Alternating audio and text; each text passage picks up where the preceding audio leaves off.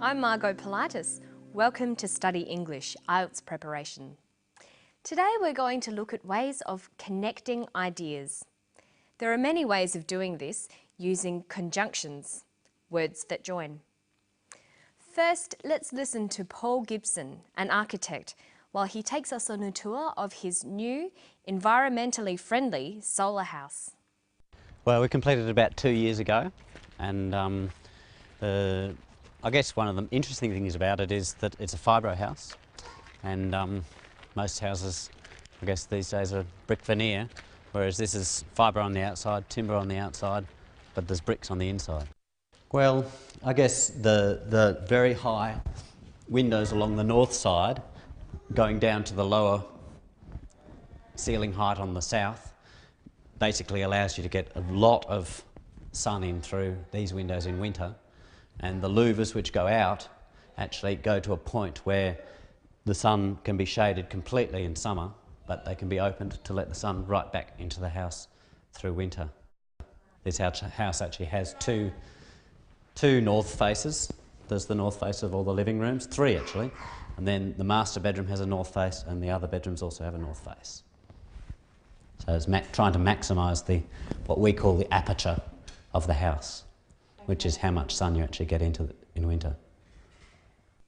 Okay, now we've listened to Paul, let's look at the way he connected his ideas. Good communication, especially in an academic setting, is all about expressing and connecting both simple and complex ideas. There are many ways to do this.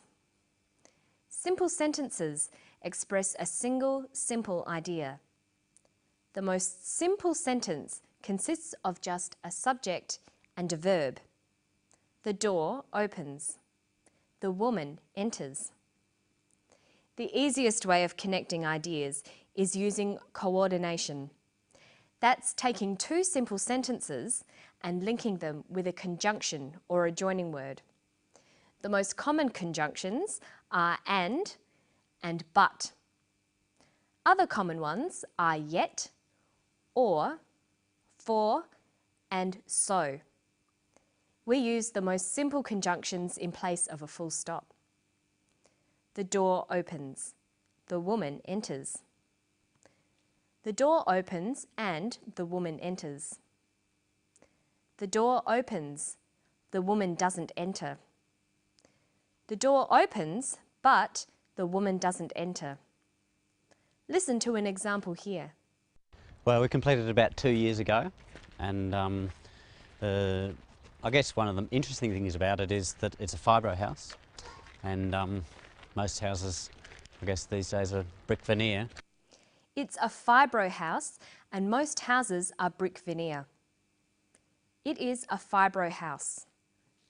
Most houses are brick veneer. These are 2 simple sentences. They can be linked together to form a longer sentence called a compound sentence. It is a fibro house and most houses are brick veneer. Compound sentences have 2 independent clauses, 2 clauses that can be separate sentences. Here's another one. Ceiling height on the south basically allows you to get a lot of sun in through these windows in winter, and the louvers which go out actually go to a point where the sun can be shaded completely in summer, but they can be opened to let the sun right back into the house through winter. He's talking about the louvers. He joins together 2 sentences. The louvers go to a point where the sun can be shaded completely in summer. They can be opened to let the sun back in through winter. He joins these sentences together using but. Notice we use a comma as well. The louvers go to a point where the sun can be shaded completely in summer, comma, but they can be opened to let the sun back in through winter. The conjunctions and but can also be used to join words and phrases in lists. We separate words with commas and then use a final and. The house is made of fibro. The house is made of fibro and timber. The house is made of fibro, timber and bricks. Listen to this example. Most houses, I guess these days, are brick veneer, whereas this is fibre on the outside, timber on the outside, but there's bricks on the inside. He forms one compound sentence from simple sentences. The house is fibro on the outside. It is timber on the outside. It is bricks on the inside. Notice that and is used to list similar things, but is used to contrast different items in a list. So we could also say the house is fibro and timber on the outside, but bricks on the inside. Okay, so that's an introduction to coordination. Remember, coordination is linking independent clauses with conjunctions. This forms compound sentences.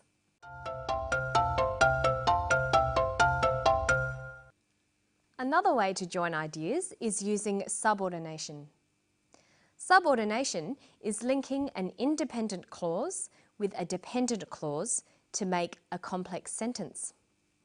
Dependent clauses are clauses that cannot exist separately in separate sentences. They need or depend on each other. We can form complex sentences in two ways.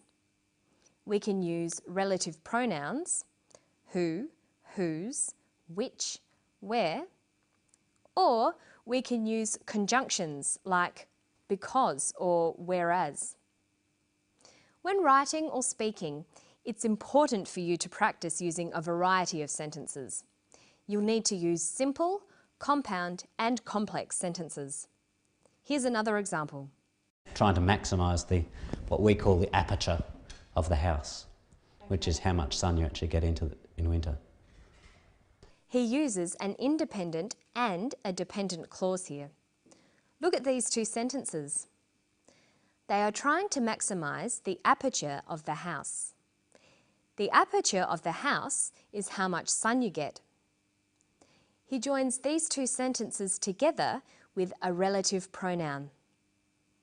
They are trying to maximise the aperture of the house, comma, which is how much sun you get.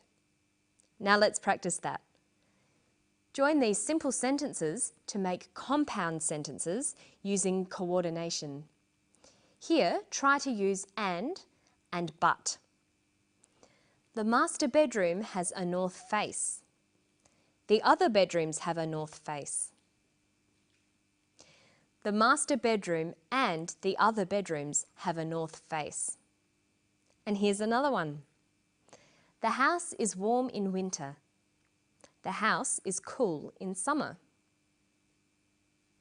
The house is warm in winter, comma, but it's cool in summer.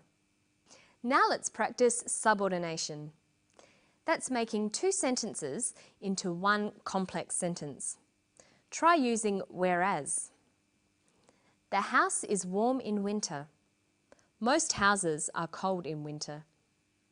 This can become, the house is warm in winter, comma, whereas most houses are cold in winter. And here's another one. Here, try to link the sentences using which. The house is made of fibro. Fibro is a cheap building material. The house is made of fibro, which is a cheap building material. You'll need to practice forming simple, compound and complex sentences.